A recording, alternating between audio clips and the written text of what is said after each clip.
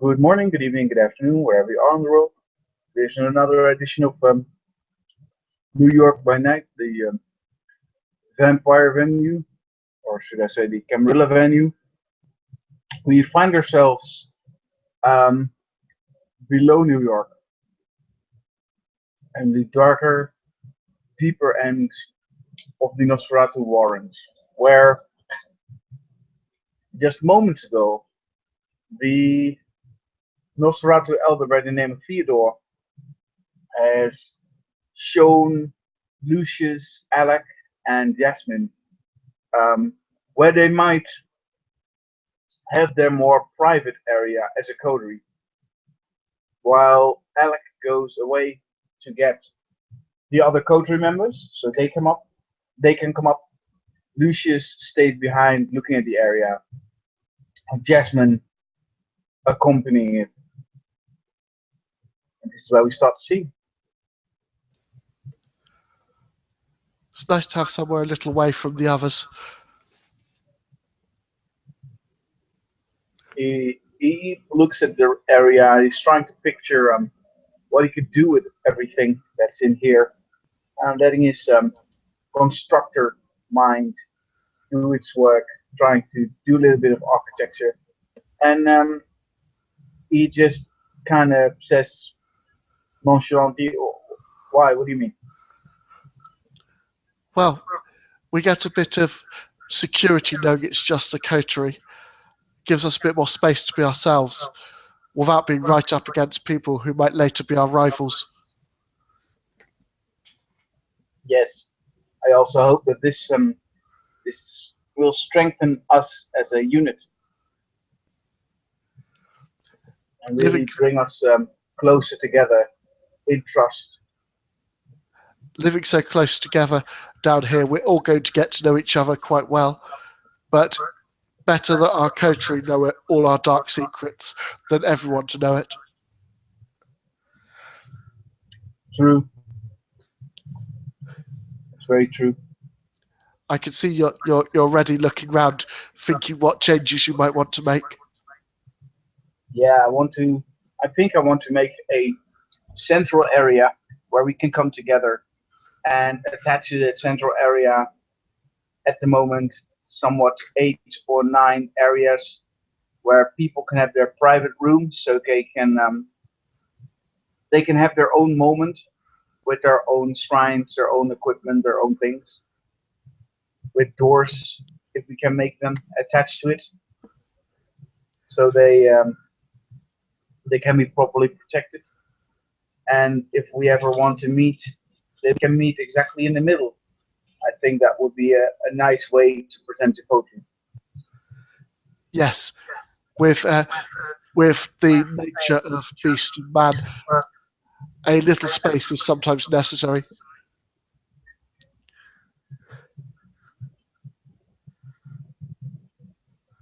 I figure we all handle situations differently.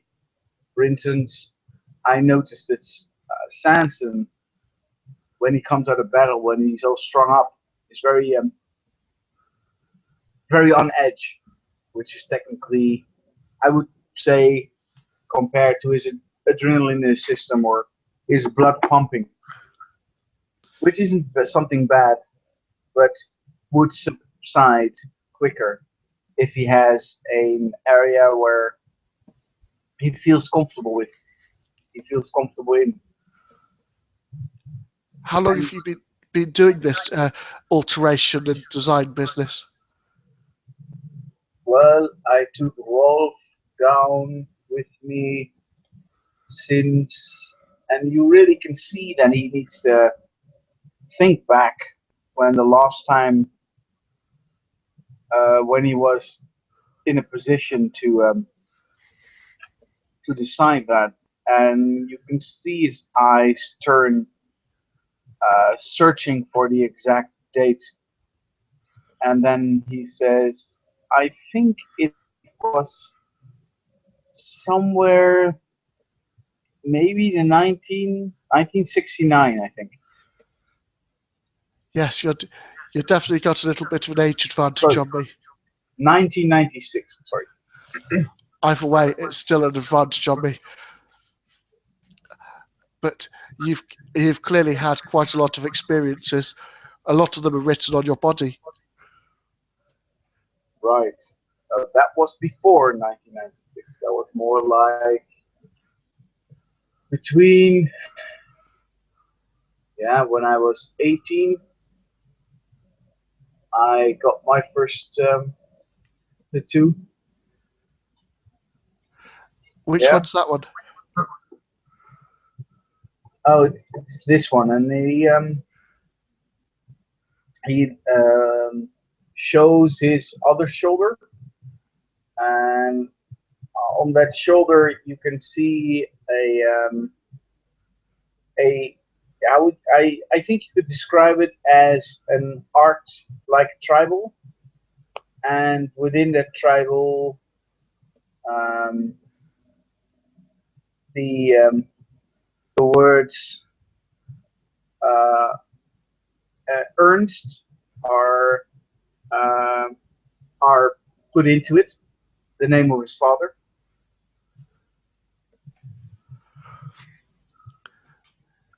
You've picked up a few more over the years.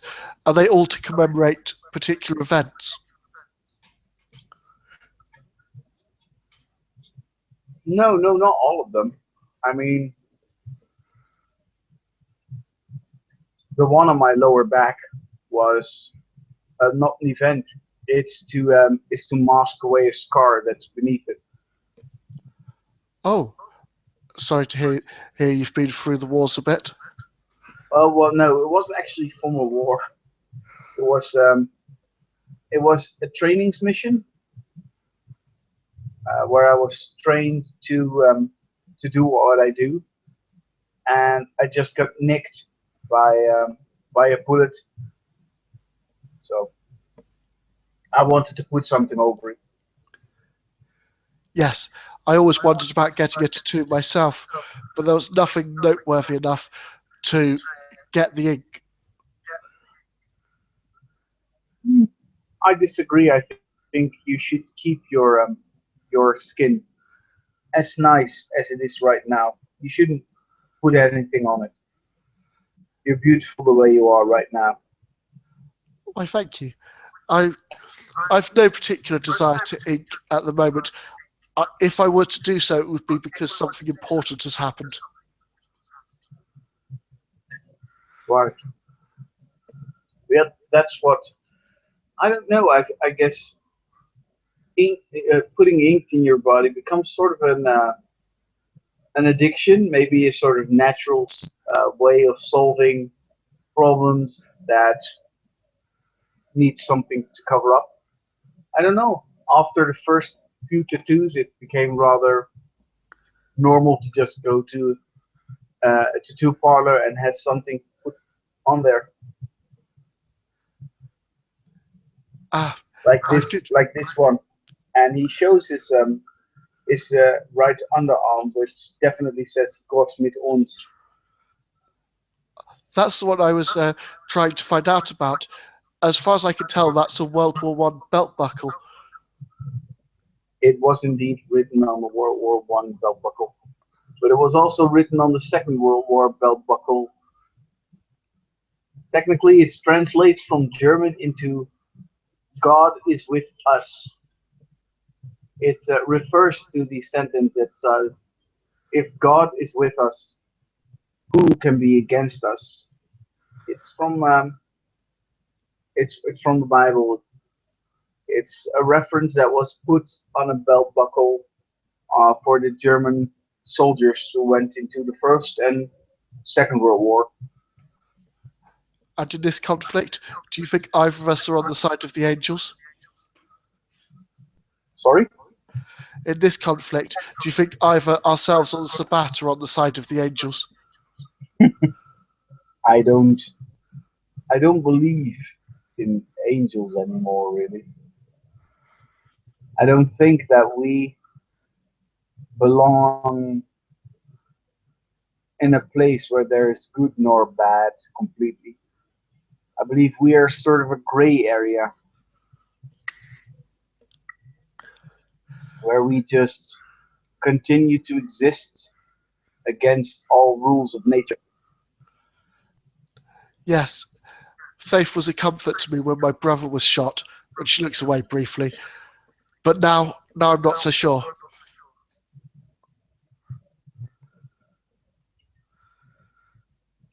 Faith is a way to hide. I see. He says, that at least that's the way I see it. Technically, if we don't understand or have trouble getting through to some situations, we blame or turn to God for answers. I was a teenager then. I was still thinking like a child. Another another sentence from the Bible then. When I was young, I thought and looked at situations as a child, and when I become older, I became a child no longer. It's amazing how much of an impact it can still have, even when you're not sure that it offers any real guidance. My father was a very faithful man, but he had his own view on how books such as the Bible should be read. He very much projected it on his own life and the context within he lived his life. I always regret that my parents didn't approve of what I chose to do. They were, again, people with a strong sense of faith and duty, but in their world, girls were not meant to grow up to be artistic. I sometimes forget that you are indeed uh, from the clan of the Rose. So I assume that your art must be the things you've written or photographed. Photographed, I always loved photography, and it was a technology my sire found fascinating.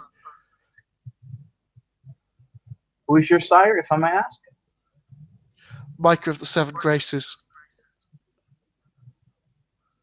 Oh, that's a long word. That's a long name. He is somewhat old fashioned, but he moves on quickly.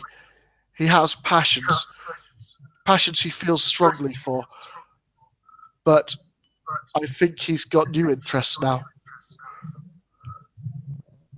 How does it make you feel? I mean, I I didn't really have any sort of connection with my sire. He considered me a tool, and that's what I became. My sire can be somewhat of a muse. He fills you with a sense of passion for whatever he's passionate about. When he talks to you about it, he brings the subject to life. He brings all the colours into a new brightness, makes you see things at angles you've never seen before. I greatly admire him for what he's done, but not necessarily what he is. That is indeed a very tricky thing. I've never looked at it that way though. I've always considered myself to be a next step in, I wouldn't say evolution, but the next step in the direction my life took, being a soldier or being a fighter or being a survivalist pretty much says the same thing when you look at the earth and the world around us. We are still surviving. We are still at this moment fighting. We're still continuing to strive on to the next moment and for us to the next drop of blood. But if I may so forward, I think as one a little older than I, perhaps you have less links left. My parents are still alive. My sire is still active. My sire is still active, but I haven't spoken to her in quite some while. My sire writes. Not since 19. No, I haven't spoken to her since 1990, 1990, I think. Is she in the United States? I don't know. I don't think so. She was more focused on South America and Europe. I think my sire has returned to the traditional heartlands of our clan, down in France. Right. Makes total sense. He was wanting to start a cheese making business. He had a new idea that the way the cow is fed and watered and kept would affect the flavour. It will be a passing fancy. Beforehand, he wanted to be a pastry chef for 2 years. That's an odd job for one with our possibilities. He's relatively old, not by hugely by our standards of our people, but old enough that he's tried a lot of things. He's been a sculptor, a painter, a writer, a musician. He's done all of the core Toreador arts, and he's now trying to branch out. I think in some ways he's trying to shock them. Maybe he's just looking for his own form of art, his own form of purity therein. For I have no idea. I don't have such passions though as the Toreador might have for a specific thing. I feel passion very easily. So at the moment, what do you feel passionate about then, other than photography? I feel passionate about the struggle I've entered into. I see it in my mind almost like the titanic fight between good and evil, even though I know there's little moral distinction to be drawn.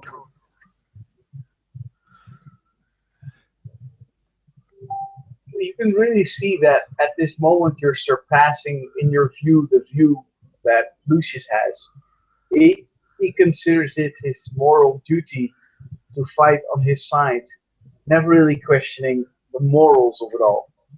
So your words make him think. You can see that he's thinking about it. He's not really answering. He's just letting the thoughts motion through his head. I see it in my mind almost like the famous painting of St. Michael and the Devil, where St. Michael is there in the top right of the picture, clad in glory and light, his armor gleaming and the great sword raised, and Satan is falling, wings writhed into darkness behind him against a backdrop of flames. But the way it's set so that Michael's casting him down and Satan is reaching back up.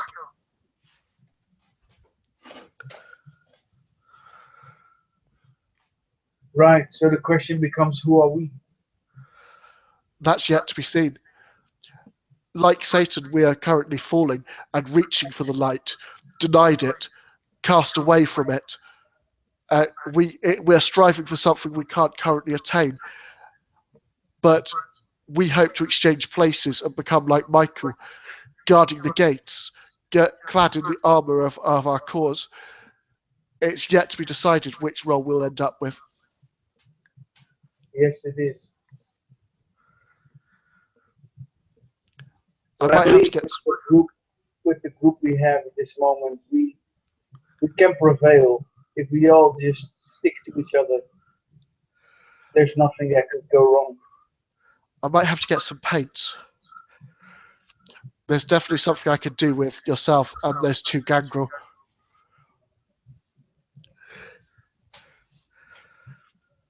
There's things in each of you I want to bring out of you.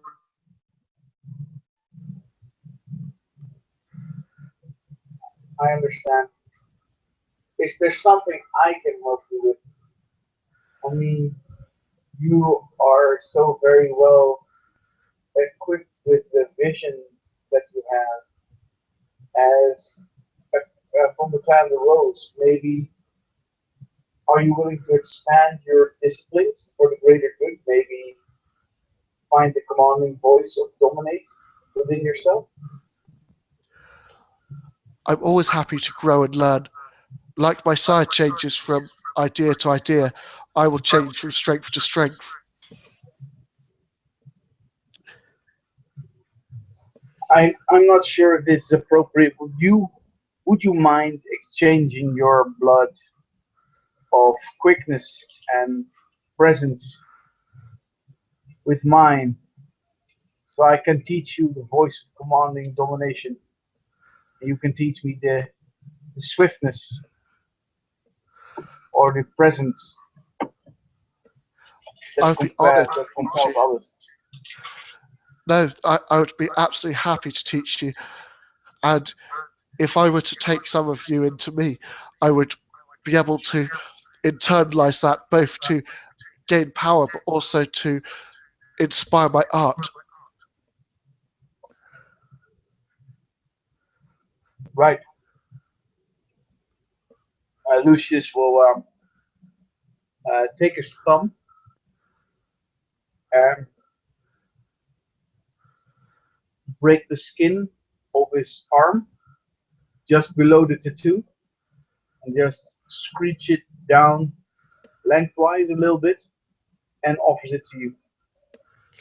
Jasmine takes it like she's being offered a delicacy and drinks from it fairly gently, but definitely making sure she gets value for it. He, um, he controls his body in such a way that she would get enough to to to at least get the effect from the blood that she needs to understand the the skills required to be who he is. Jasmine will stand, her eyes almost alight for a moment as she delicately cleans off her mouth. And then she moves towards him and just runs a fingernail across the top inside of her lower lip and brings her face towards his.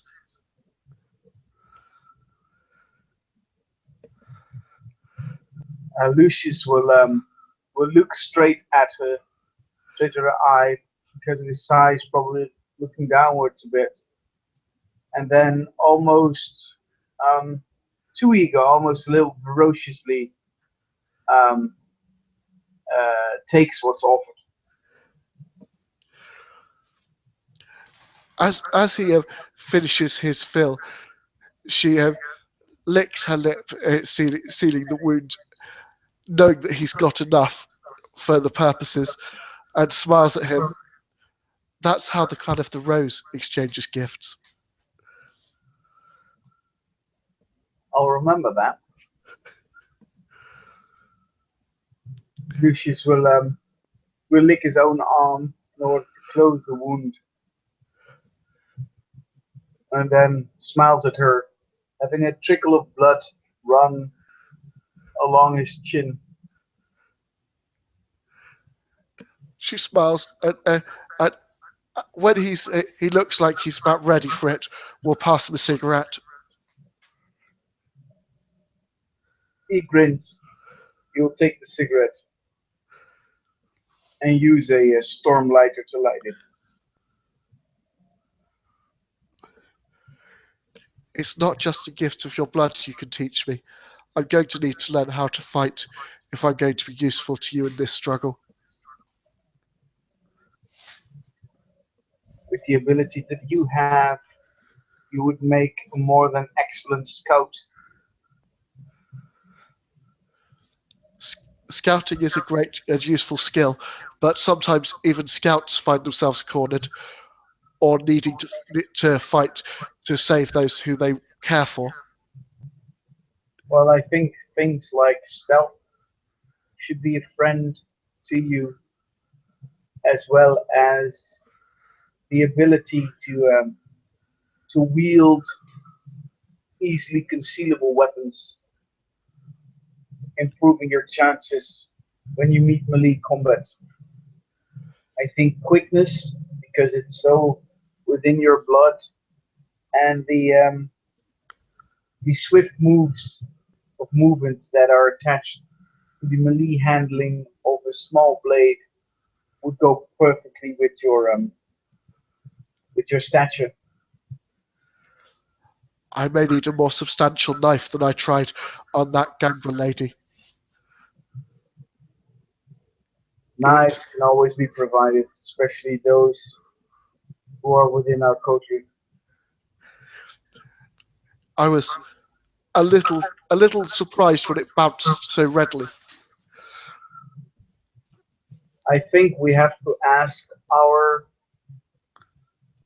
clan of our coterie members from the family of the Gangrel to share with us their ability to to bear the strength and fortitude to deflect and reflect the harm that's put upon their skin. Yes, it's a really powerful power to walk so innocent looking, but yet so protected. Yes, it's one of the most interesting abilities I've seen so far. It's something that I'm looking forward to gaining. Although, to be utterly honest, neither Samson nor Alec ever managed to look particularly innocent. I guess that has to do with the fact that with every handshake, they have the potential to rip your guts out. Yes, and that little smile they both have. They've got a certain swagger to their movements. I guess that's because they're good friends. They trust each other and they know the other will protect. It's a pleasure to watch. I want to try and catch that slight swagger somehow artistically. I'm still trying to decide how best to do that. I'm not sure if I am the best muse for your artistic tendencies. You just keep being you. You give me plenty to draw on.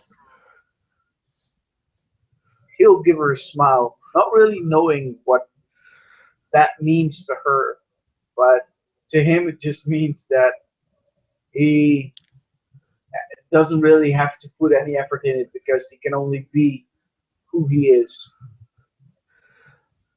I think what I want to do with you is there's something I've been meaning to try with celerity and my good camera by keeping the camera steady and moving it in and out, but holding it at the right point.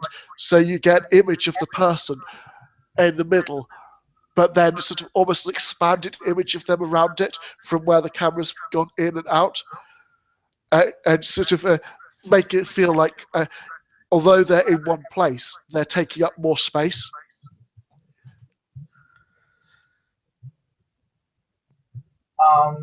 Lucius looks at you, and although he listens to you and he can see your lips moving, at that moment you lost him on your technical report of what a picture might be able to look like, and he just shrugged and says, "Sure, I'll be happy to help." She's clearly having a bit of a Toreador moment. Yeah, and he clearly has no idea what's exactly what she means, but he doesn't really think that it's bad for her to have that moment. He just kind of shrugs and just wants to assist wherever he can. She sort of snaps herself out of it, gives herself a little sort of head shake, sending blonde hair everywhere, then straightens it out again. So we're first in moving back to the practicalities of getting doors. Well, technically, we could do two things. We can enter a house um, and just take it apart, especially when they're not home. If we go for the same, if there's an office, just go in there, break in, technically strip the entire house of all the things that we need, and leave. There was an abandoned pub in Harlem. That might have plenty of internal fixings. Yes, but I'd rather make sure that we take it from a space that is not necessarily attracting too much attention. Maybe a building that's being built, things get stolen from places like that all the time, and The they way, have plenty. yeah, the way she's smiling, she probably wasn't being entirely serious there. Yeah, I know. Out of character, I know. In character, Lucius totally misses that joke. I just have this image of us running down the street like something from a cartoon sketch with all the doors. He uh, he moves his head like, ah, that's what you mean. But you can clearly see that he doesn't have the same Toreador movie picture in his mind, and is a much more simpler creature when it comes to imagination. That's okay. She's happy to imagine and talk for both of them. Soon, first we have to make it a general design, knowing where the walls need to be. Yes. Maybe Samson and Alec will want a door between their rooms if we put the rooms next to each other, so they can make it one room if they want to. We'll have to ask them. Yes, we should. I wonder where Alex got to. He said he was going to go and fetch the others, but I suspect he's got distracted. Well, yeah, Samson doesn't really sound like someone which can be easily attracted to one place. Is a very wandering soul. Yes. Uh, and what do you make of the other coterie members? Well, I know that Scott is has the same zeal as I do. He just he's very passionate about what needs to be done and is ready to take the fight to Sabat. This is why I asked him. I also believe that he could be inspiring if he is put in the right position. I didn't really get an opportunity to speak to him. It's a typical Ventru. He considers himself to be the center of the universe. He's almost trying to be a copy of our sheriff. Ah, right. Whereas all other kindred quite rightly know that the Toreador are at the centre of the universe, she says with a smile. At that moment, Lucius will smile as well as he got that joke and says, "I think I might." And he says, "I think I might build the coterie table myself. It would be a nice project. We could even find out if we could make a symbol of our coterie next to the name. The symbol might give the right unification we need to make Yes, us recognizable to each other." as an easily replicated image that speaks of war.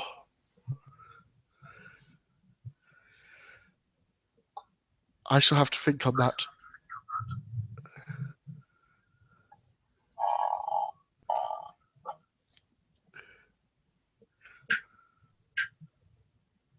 There's too many symbols of war, and so many of them have been used for other units and other purposes. But I'm sure we can think of something. Flaming sword springs instantly to mind, but it rather clearly uh, makes you the obvious target at that point. He smiles and says, "Yes, I guess." On the other hand, I'd rather have them attack me and leave others alone. I don't really see a problem. Yes, maybe a flaming sword surrounded by a ring of hands, one for each member of the coterie. So what we do if we gain more members or lose a member? we We had a hand. cross out hands. Yes, we put hands on to delineate that we are a group. There is more than one hand that can wield the sword. Right. It's just a first thought. Well, I do believe that you're the member we need to make those kind of designs. You have the artistic overview to make those kind of decisions. I'll leave the symbol entirely up to you. Of course, the other thing we could do is tell everyone that each hand represents a member, and then put about 20 hands around it. Lucius will burst out in a small cackle of laughter as he understands that intimidation of numbers can also be a thing.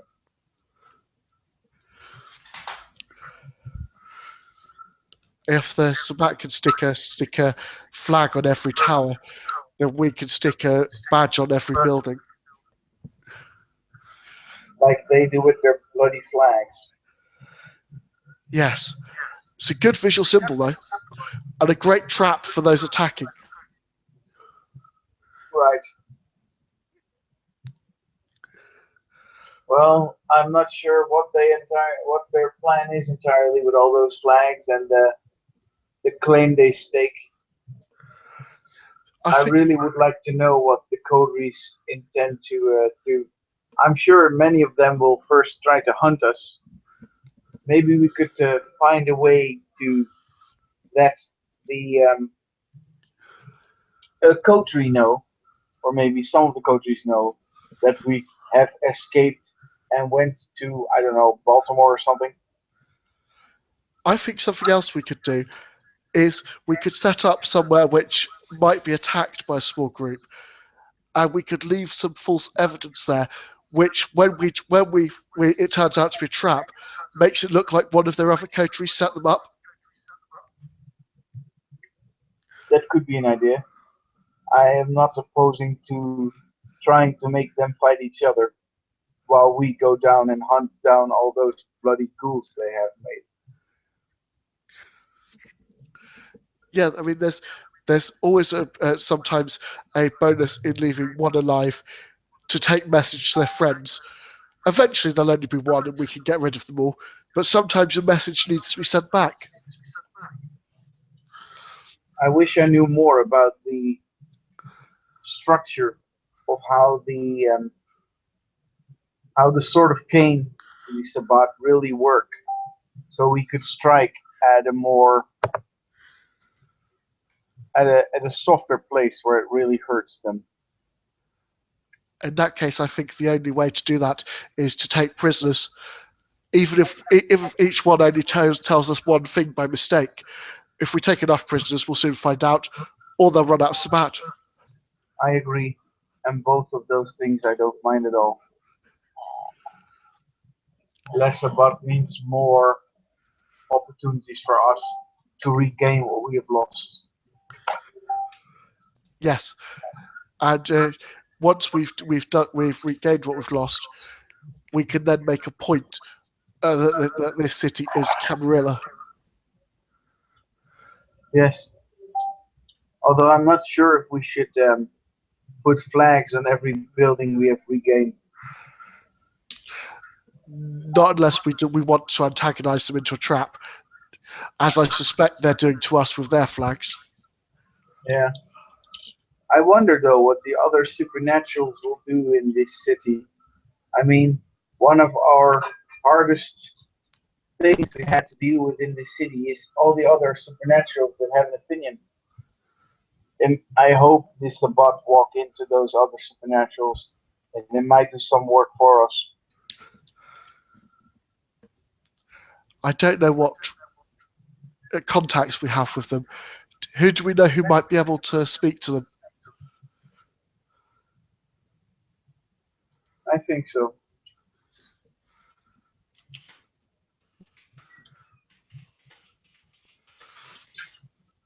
Personally, I would very much like to take down that Carl Dina Lint or whatever the fuck his name is. The police captain. No, yeah, no. The police captain as well. The police captain is my first priority. I think we should take him down, and maybe two of his buddies. Although they might have nothing to do with the Sabbat. They might know something about um, the police captain, I might so be we able to. could so we could um, so we could force him into telling us what we want to know.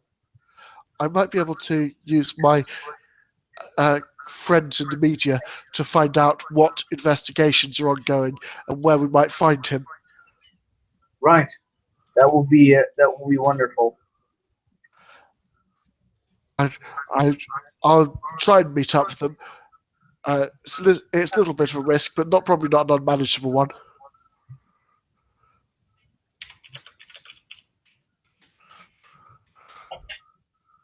We'll just have to see, I guess.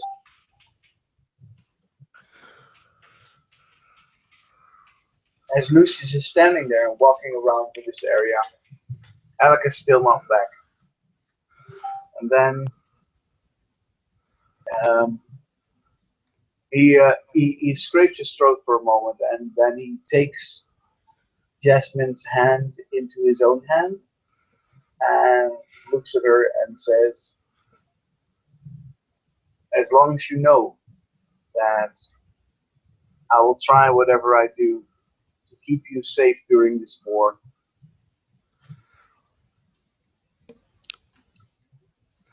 She smiles, really pleased that he's said something, and she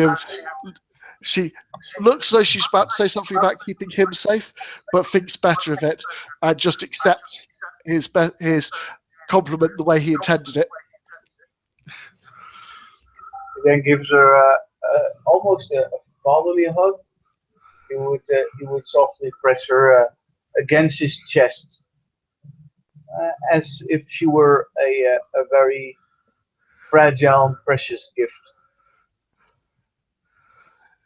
She's pleased by the contact, but she's not going to press for more at this stage. But clearly, she's still quite infatuated with him, even more so with the little blood exchange. She's definitely uh, her eyes are following him everywhere. She's clearly quite fixated.